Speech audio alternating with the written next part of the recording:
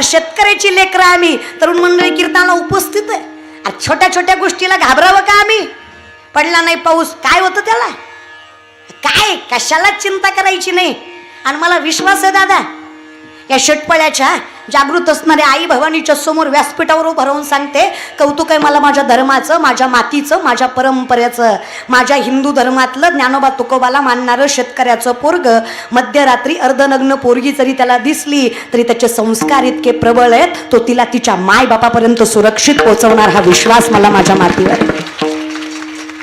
आमची पोरं वाया जात नाही तो पटकन. 100तला एखादा वाईट असला म्हणून तुम्ही 99ला नावं ठेवू नका. विनोदाचा भाग वेगळा आहे, पण आपली पोरं आपल्यासाठी जीव घाण टाकतात. सांगा ना मला, आर्मीत भरती होणारी शेतकऱ्याची असतात का जागीरदाराची असतात?